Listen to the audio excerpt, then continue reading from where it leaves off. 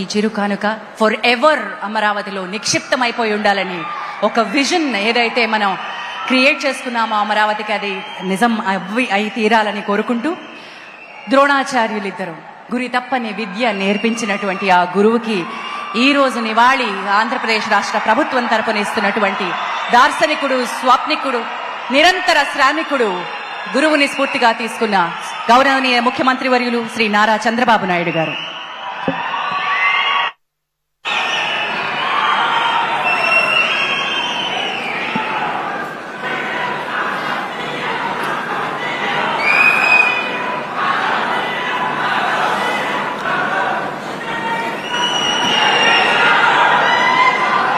Okay అమ్మా, okay తమ్ముళ్ళు.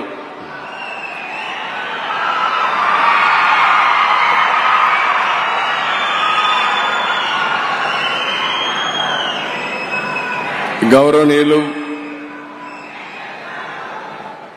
ఈరోజు అక్షర శిఖరం రామోజీరావు గారి యొక్క సంతాప సభకు ఇచ్చేసినటువంటి ప్రజలందరికీ పేరు పేరున మనస్ఫూర్తిగా నమస్కారాలు, అభినందనలు, శుభాభినందనలు. గౌరవనీయులు కిరణ్ గారు, అదే సమయంలో వారి సతీమణి శైలజ గారు, అదే మాదిరిగా కుటుంబ సభ్యులైనటువంటి విజయ్ గారు, ఇంకొక పక్కన పిల్లలందరూ ఇక్కడే ఉన్నారు. రామోజీరావు గారి కుటుంబ సభ్యులందరికీ ఉప ముఖ్యమంత్రి మిత్రులు పవన్ కళ్యాణ్ గారు, అదే సమయంలో former editor in chief Hindu, పేరు చెప్పంగానే అందరూ గుర్తుపెట్టగలుగుతారు, ఎప్పుడో పోరాటాలు చేసిన రామ్ గారికి, ఎడిటర్ రాజస్థాన్ పత్రిక గులాబ్ కొతారి గారు, ఇకపోతే ఈ కార్యక్రమానికి ఇచ్చేసినటువంటి నా సహచర మంత్రివర్గ సభ్యులందరికీ, సినిమా ఇండస్ట్రీ వచ్చారు శ్రీమతి జయసుధ గారు, రాజమౌళి గారు, రాఘవేంద్రరావు గారు, మురళీమోహన్ గారు, అదే మరి మ్యూజిక్ డైరెక్టర్ అయినటువంటి కీరవాణి గారు, శ్యామ్ ప్రసాద్ రెడ్డి గారు, అశ్విని దత్ గారు, కేఎల్ నారాయణ గారు, సురేష్ గారు, గౌరవ శాసనసభ్యులు, ఇంకొక పక్కన ఈరోజు కృష్ణా ఎల్లా గారు ఇక్కడ ఉన్నారు. అంటే మొన్న కోవిడ్లో ఆయన తయారు చేసిన వ్యాక్సిన్ ఎవ్వరూ మర్చిపోలేము. అలాంటి కృష్ణ ఎల్లా గారు, పత్రికా విలేకరులకు అందరికీ నమస్కారాలు. ఈరోజు మనందరం కూడా ఇంత మునుపు చాలా మంది మిత్రులు మాట్లాడారు. ఎంతో చేసిన రామోజీరావు గారికి సమాజం ఏ విధంగా గ్రాటిట్యూడ్ చెప్పగలుగుతామో, ఆయన చనిపోయిన తర్వాత ఈ సంస్కరణ సభలో మనం అందరం ఇక్కడికి సమావేశం అయ్యాం. మనం చేయగలిగేది నివాళులర్పించడం, ఆయన స్ఫూర్తిని గుర్తుపెట్టుకోవడం, అదే స్ఫూర్తి భావితరాలకు అందించవలసిన బాధ్యత మనందరికీ ఉంది. రామోజీరావు గారిని చూస్తే ఇదే జిల్లా, ఇదే ప్రాంతంలో పుట్టారు. పెదపారపూడి, ఒక చిన్న గ్రామం, మామూలు కుటుంబం.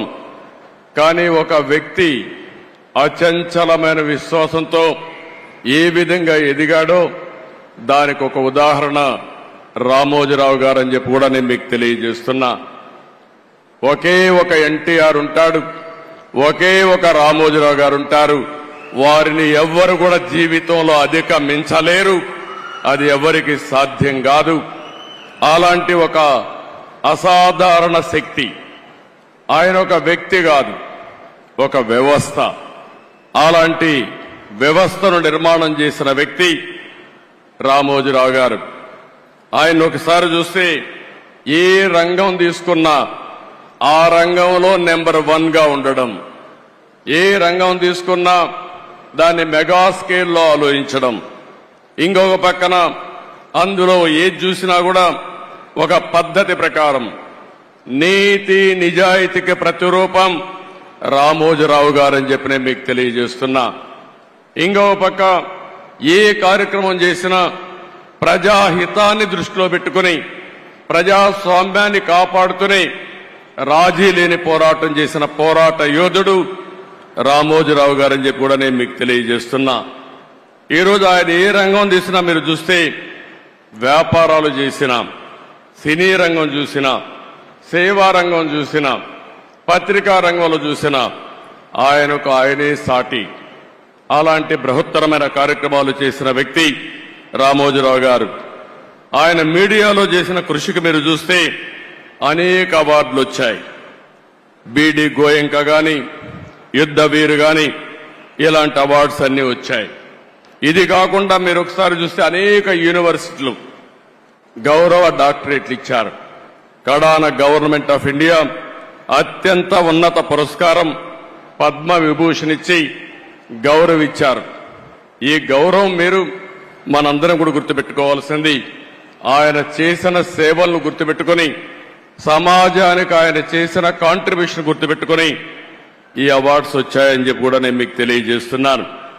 ఇంకొక పక్క ఇప్పటికి మనం చూస్తే 1962లో మొట్టమొదటిసారిగా మార్గదర్శిని పెట్టాడు. అంటే 62 సంవత్సరాల కంటే ముందు పెట్టాడు. ఎన్నో రంగాల్లో అనేక సమస్యలు వస్తాయి. కానీ ఈ రోజుటికి ఎప్పటికీ మార్గదర్శిని దాన్ని ఎవ్వరు కూడా ఒక్క అపవాదేసే పరిస్థితిలో లేరు. ఎన్నో ప్రభుత్వాలు ప్రయత్నం చేశాయి, దెబ్బతీయాలని ప్రయత్నం చేశాయి.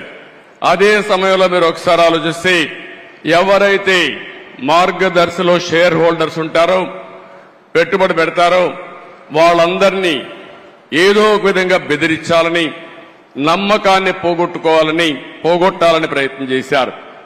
కానీ ఎన్ని క్రైసిస్ వచ్చినా మొత్తం షేర్ హోల్డర్స్ అంతా, పెట్టుబడి పెట్టిన ప్రతి ఒక్క వ్యక్తి రామోజీరావు గారితో ఉన్నారంటే అది ఆయన సాధించిన విశ్వాసం, ఆయన క్రెడిబిలిటీ. ఆ విషయాన్ని మనం గుర్తుపెట్టుకోవాల్సిన అవసరం ఉంది. రెండోది, ఆయన వ్యాపారం కోసం ఆలోచించలేదు, సమాజం కోసం ఆలోచించాడు.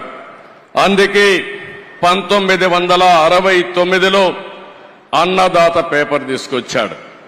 మొట్టమొదటిగా మీడియా పెట్టక మునుపు అన్నదాత పేపర్ మ్యాగజైన్ తీసుకొచ్చి తద్వారా రైతులకు మెరుగైన సేవలు అందించడం కోసం ఎనలేని కృషి చేసిన వ్యక్తి.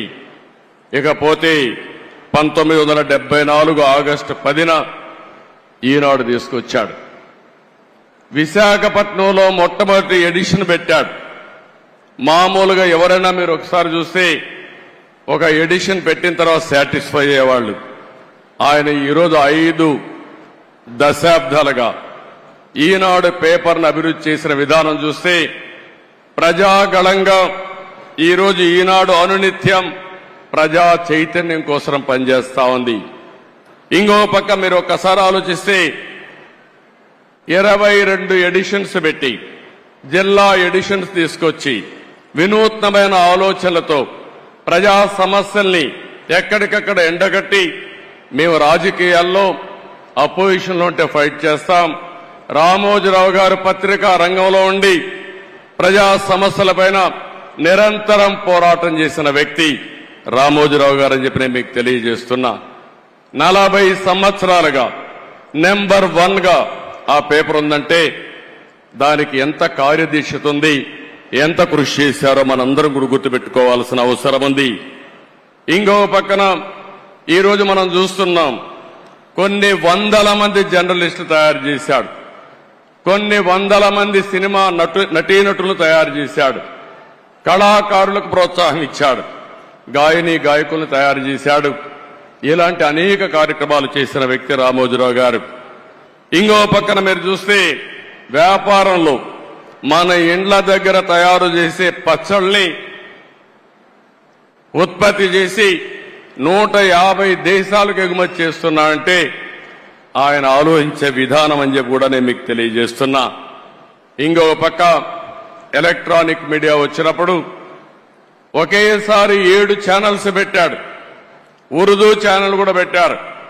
ఎవరైనా పెడితే ఒక ఛానల్ పెడతారు, కానీ ఏది ఆలోచించినా ఒక మెగా స్కేల్లో ఆలోచించి దాన్ని జయప్రదం చేసే వ్యక్తి రామోజీరావు గారు. ఇకపోతే హైదరాబాద్లో ఫిల్మ్ సిటీ, ఏదైతే ఈరోజు హైదరాబాద్ అభివృద్ధి అయిన తర్వాత ఫిల్మ్ సిటీని కూడా ఎవరు కూడా ఇంత స్కేల్లో చేస్తామని దీన్ని జయప్రదం చేసే ధైర్యం ఉండదు. ధైర్యం చేయడమే కాదు, ఈ రోజు ఎవరైనా హైదరాబాద్కు పోతే రామోజీ ఫిల్మ్ సిటీ చూడకుండా తిరిగి వచ్చే పరిస్థితి అంటే అది రామోజీరావు గారి కాంట్రిబ్యూషన్ అని చెప్పి కూడా నేను మీకు తెలియజేస్తున్నాను. ఇలాంటి మనం చూసినప్పుడు ఏదైనా ఒక విపత్తు వచ్చినప్పుడు సేవాభావంతో ముందుకు పోయారు. అనేక సందర్భాల్లో చూశాం. మన రాష్ట్రంలోనే కాకుండా వేరే రాష్ట్రాల్లో కూడా తుఫాన్ వచ్చినా ఇంకా ఏమైనా సమస్యలు వచ్చినా అక్కడ ముందుండి సేవలు అందించారు. పెదపారుపూడిలో గాని తెలంగాణ నాగన్పల్లి గ్రామాలను దత్తత తీసుకుని ఒక 25 కోట్లు ఖర్చు పెట్టారు. కోవిడ్ సమయంలో 2 రాష్ట్రాల్లో ఒక 20 కోట్ల రూపాయలు ఖర్చు పెట్టి ప్రజలకు సేవలు అందించిన వ్యక్తి. ఇవన్నీ ఒక ఎత్తు అయితే నేను ఆయన 40 సంవత్సరాలుగా క్లోజ్గా చూశాను. భయం అనేది ఆయన జీవితంలో లేదు. పోరాటం అనేది ఆయన జీవితంలో ఒక భాగం. ఏ విషయంలో చూసినా రాజీ లేకుండా పోరాడాడు. మీడియాను పెట్టుకుని చాలా మంది ఒకసారి ఆలోచిస్తే ఎవరికైనా రాజకీయాల్లో ఉండే మాకు గాని, పత్రికలు రన్ చేసే పత్రికలు గాని, మీడియా రన్ చేసే వ్యక్తులకు గాని, సినిమాలకు గాని ఎప్పుడు కూడా క్రెడిబిలిటీ ఒకటి ఉంటుంది, విశ్వసనీయత ఒకటి ఉంటుంది. అందుకే ఎన్టీ రామారావు గారు తెలుగు జాతి ఉన్నంత వరకు నెంబర్ 1 గా ఎట్టుంటారో ఈ రాష్ట్రానికి సేవలు అందించిన వ్యక్తిగా తెలుగు జాతి శాశ్వతంగా గుర్తుపెట్టుకునే వ్యక్తి రామోజీరావు గారు అని చెప్పి నేను మీకు తెలియజేస్తున్నా. ఈ రోజు ఇంకొక పక్కన మీరు ఆలోచిస్తే ఎక్కడికక్కడ రేటింగుల కోసం పోరాడే రోజులు, మ్యానిపులేషన్ చేస్తూ అధికార పార్టీ ఏ పార్టీ ఉంటే ఆ పార్టీ దగ్గరికి పోయి పనులు చేసుకునే రోజుల్లో నేను చూశాను ఆయన్ని. నేను పర్సనల్ గా వ్యక్తిగతంగా ఆయనతో పరిచయం ఉంది. నా జీవితంలో నాకు ఒక్క పని, ఈ ఐఏఎస్ ఆఫీసర్ని ట్రాన్స్ఫర్ చేయమనో, ఈ వ్యక్తికి మంత్రి పదవి ఇవ్వమనో, ఈ వ్యక్తికి ఎమ్మెల్యే ఇవ్వమనో ఎక్కడా చెప్పలేదంటే అది రామోజీరావు గారి యొక్క నీతి నిజాయితీ. విలువల కోసం బ్రతికాడు, ప్రజల కోసం పోరాటాలు చేశాడు. ఎప్పటికప్పుడు ప్రజాస్వామ్యం అపహాస్యమైనప్పుడు నా వంతు బాధ్యతగా నేనున్నానని ముందుకొచ్చి పోరాటం చేసిన వ్యక్తి రామోజీరావు గారని చెప్పి నేను మీకు తెలియజేస్తున్నా. చాలా మంది పదవులుంటే సేవ చేస్తాం అనుకుంటాం. రామోజీరావు గారు ఎప్పుడు కూడా పదవులు కాదు, ప్రజా చైతన్యంతో ప్రజలకు మేలైన పరిపాలన ఇచ్చి మేలైనటువంటి సేవలు అందిస్తామని నిరూపించిన వ్యక్తి. 82లో మనం చూశాం. ఎన్టీ రామారావు గారు పార్టీ పెట్టే సమయంలో మీరు ఒక్కసారి ఆలోచిస్తే అప్పటి వరకు కాంగ్రెస్ పార్టీకి ప్రత్యామ్నాయమే లేదు. ఒక ప్రత్యామ్నాయం కావాలని ఆలోచించి 9 నెలల్లో ఎన్టీ రామారావు గారు అధికారంలోకి వచ్చారంటే అందులో ప్రముఖ పాత్ర రామోజీరావు గారికి ఉందని చెప్పి కూడా నేను మీకు తెలియజేస్తున్నా. అక్కడి నుంచి ఆగస్టు క్రైసిస్ వస్తే ఆ రోజు కూడా ప్రజాస్వామ్యాన్ని కాపాడడం కోసం రాజీ లేని పోరాటం చేశాడు. ఇలాంటి పోరాటాలు చేసి ఓసారి అనిపిస్తుంది మనందరికీ, ప్రజాస్వామ్యంలో పత్రికలకు స్వేచ్ఛ ఉంది. 4th ఎస్టేట్ అని మనం అందరం మాట్లాడుతున్నాం. శాసనసభ, చట్టసభలు, అదే సమయంలో కార్యనిర్వాహక వర్గం, ఐఏఎస్ ఆఫీసర్లు, ఆ తర్వాత ఎక్కడికక్కడ జ్యుడిషియరీ, ఇంకో పక్కన పత్రిక, మీడియా 4th ఎస్టేట్ గా ఉంటుంది. ఒకసారి ఇదే మారిగా ఆయన వార్తలు రాస్తే కంటెంప్ట్ ఇచ్చి కౌన్సిల్ ఆయన రప్పించాలంటే పోరాడి తల ఒగ్గకుండా సుప్రీంకోర్టు వరకు పోయి ఆయన చేసింది రైట్ అని నిరూపించిన వ్యక్తి రామోజీరావు గారని చెప్పి నేను మీకు తెలియజేస్తున్నా. ఇంకో పక్క మార్గదర్శి పైన ఎన్నో కేసులు పెట్టారు, ఎన్నో విధాలుగా హింసించారు. కానీ ఆయన జీవితంలో నేను చూసింది ఒకే మాట అన్నాడు, నేను సంపాదించిన ఆస్తులివి, నేను ప్రజల కోసం పోరాడుతున్నాను, అవసరమైతే ప్రతి ఒక్క ఆస్తి పోయినా నేను రాజీ పడనని చెప్పి పోరాడిన వ్యక్తి రామోజీరావు గారు అని చెప్పి నేను మీకు తెలియజేస్తున్నా. చాలా మంది భయపడిపోతాం, కానీ ఆ భయం అనేది తెలియని వ్యక్తి 86 సంవత్సరాల వయసులో బెడ్ మీద నుంచి ఎక్కడికక్కడ ప్రజలకు న్యాయం జరగాలని ముందుకు వచ్చిన వ్యక్తి అని చెప్పి నేను మీకు తెలియజేస్తున్నా. నేను ఆయన చూసి నేర్చుకునేది ఒకటే. ఆ రోజు హైదరాబాద్ లో నేను ముఖ్యమంత్రి అయినప్పుడు వినూత్నమైన విధంగా సైబరాబాద్ డెవలప్ చేయడం, అనేక కార్యక్రమాలు చేశాను. ఆ రోజు ఆయన పూర్తిగా ఆలోచనలన్నీ భాగం పంచుకుని ఈ రోజు హైదరాబాద్ లో జరిగిన అభివృద్ధిలో ఆయన ఆలోచనలున్నాయి, ఆయన స్ఫూర్తి ఉంది. ఆ తర్వాత అమరావతి వచ్చినప్పుడు నేను ఏ పేరు పెట్టాలని ఆలోచించినప్పుడు ఆయన ఒక రీసెర్చ్ చేసి, మీరు ఏ పేరంటే ఆ పేరు పెడితే కరెక్ట్ గా రాదు, అమరావతిని పేరు పెట్టండి, దీనికి జస్టిఫికేషన్ ఇదని చెప్పి నాకు ఒక రీసెర్చ్ చేసి రీసెర్చ్ పేపర్ పంపించిన వ్యక్తి రామోజీరావు గారు అని చెప్పి నేను మీకు తెలియజేస్తున్నా. అది పేరు పెట్టిన తర్వాత నేను చూస్తే ప్రపంచం అంతా కూడా అమరావతి అంటే మారుమోగింది, బ్రహ్మాండంగా ఆమోదం వచ్చింది. నాకే ఆశ్చర్యం వేసింది. అలాంటి 100% ప్రజలు ఆమోదించిన నగరం మన అమరావతి. 5 సంవత్సరాలు ఇబ్బంది పడింది, కానీ ఏమాత్రం అనుమానం లేదు, మళ్లీ అమరావతి దశ దిశ మారుతుంది. ఈ అమరావతి నగరం తెలుగు జాతి ఉజ్వల భవిష్యత్తుకు నాంది పలుకుతుందని చెప్పి కూడా నేను మీకు తెలియజేస్తున్నాను. అలాంటి సందర్భాలు చాలా ఉన్నాయి రామోజీరావు గారితో. ఆయన అందరికీ సజెషన్స్ ఇస్తారు. ఎవరో ఆయన దగ్గర పోయి ఆయన ఎవరిని పిలవడు. నేను చూసింది ఆయన జీవితంలో. ఎవరు రావాలని కోరుకోడు, కానీ ఎవరైనా వస్తే తగిన గౌరవం ఇవ్వడం, ఫ్రాంక్ గా ఆయనకు తోచిన అభిప్రాయాలు చెప్పడం ఆయనకు అలవాటు. ఇంకొక పక్కన పేపర్లో మీరు చూస్తారు, కొన్ని పేపర్లు వేరే పార్టీలుంటే వార్తలు వేయరు, కానీ రామోజీరావు గారు మాత్రం ప్రతి ఒక్క పార్టీకి ప్రతి ఒక్క నాయకుడికి వారి సంఖ్యాబలాన్ని బట్టి ప్రజాస్వామ్య విలువలకు గౌరవం ఇచ్చి కవరేజ్ వరకు ఎక్కడా తప్పు చేయడు. ఆయన అభిప్రాయాలుంటే ఎడిటోరియల్ పేజీలో చెప్తాడు తప్ప, లేకపోతే ఎప్పుడన్నా అవసరమైతే ఇది తప్పని ఎండగడతాడు తప్ప అవతల వ్యక్తులు చెప్పిన విషయాల్ని ఎక్కడా కట్ చేసిన సందర్భాలు లేవు.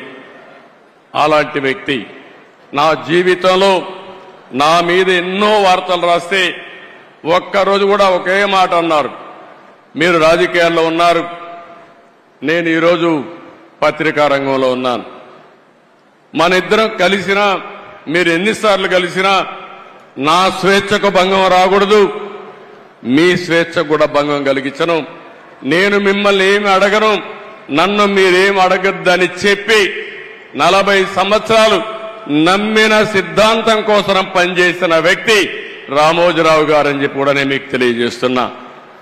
అలాంటి మహనీయుడు, రాష్ట్రం కోసం పాటుపడిన వ్యక్తి, విలువల కోసం ప్రతిరోజు పనిచేసిన వ్యక్తి.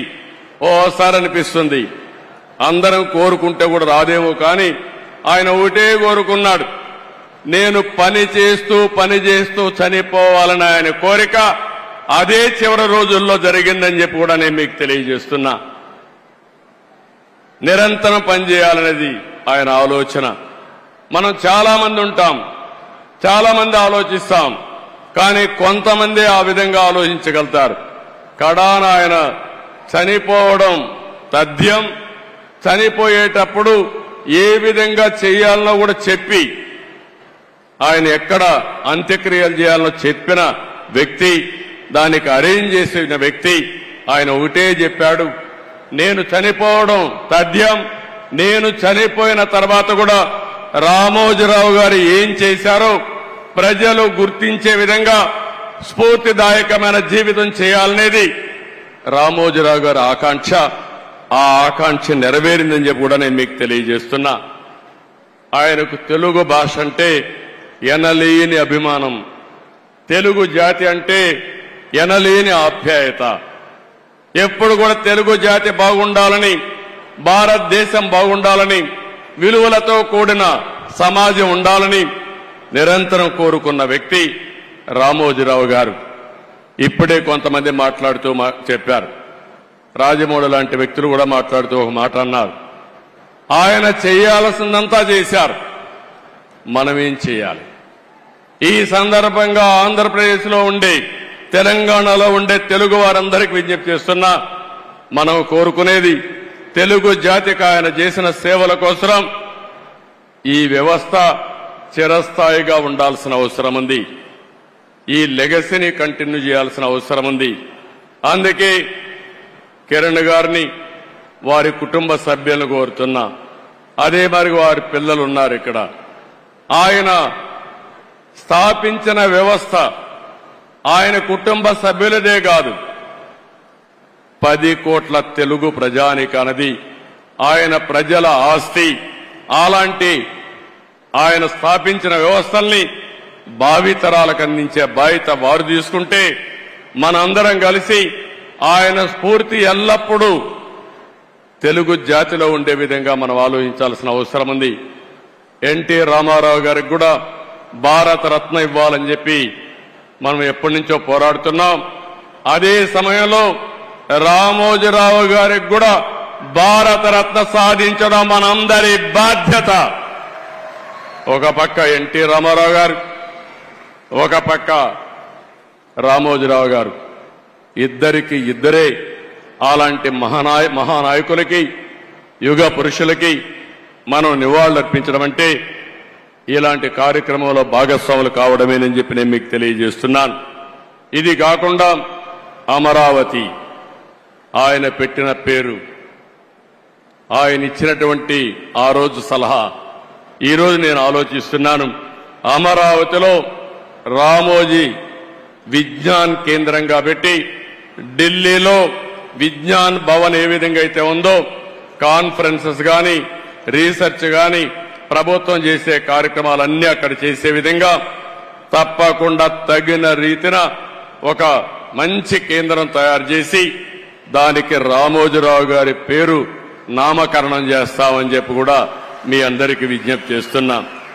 అదే మాదిరిగా ఒక రోడ్డు కూడా రామోజీరావు గారి మార్గని, లేకుంటే మార్గమని ఒక రోడ్డు కోసం కూడా ఆయన పేరు పెట్టడం. అదే మాదిరిగా విశాఖపట్నంలో ఆయన యొక్క జీవితాన్ని ప్రారంభించింది, మొట్టమొదటిసారిగా పేపర్ పెట్టింది. అందుకే విశాఖపట్నంలో చిత్ర నగరి అని ఒక పేరు పెట్టి సినిమా షూటింగ్లు చేయడం కోసం ఇప్పుడే మిత్రుడు పవన్ కళ్యాణ్ గారితో మాట్లాడా. అక్కడ కూడా చిత్ర నగరిని రామోజీరావు గారి పేరుతోనే పెడతాం, రామోజీ చిత్ర నగరిని పెడతామని చెప్పి నేను మీకు తెలియజేస్తున్నా. ఇవి కొన్ని సూచనలు మాత్రం మీకు ఇస్తున్నా. ఆ మహనీయుడికి మనం నివాళులర్పించాలంటే ఆయన స్ఫూర్తిని భావితరాలకు అందించడమే. ఎంతో మంది పుడతాం, ఎంతో మంది చనిపోతాం, కానీ కొంతమంది మాత్రం చరిత్రలో ఉంటారు. అలాంటి చరిత్రలో చిరస్థాయిగా నిలిచిపోయే వ్యక్తి రామోజీరావు గారు. అలాంటి వ్యక్తి సంస్కరణ సభ చేయడం నా అదృష్టంగా నేను భావిస్తున్నాను. ఆ రోజు ఎన్టీ రామారావు గారు చనిపోయినప్పుడు మెమోరియల్ కట్టాం, ఎన్టీఆర్ మెమోరియల్ కట్టాం, అది శాశ్వతంగా ఉంది. ఈ రోజు రామోజీరావు గారికి కూడా అలాంటి గుర్తింపు ఇవ్వాల్సిన బాధ్యత మన మీద ఉంది. మీరు కూడా సజెషన్స్ ఇవ్వండి.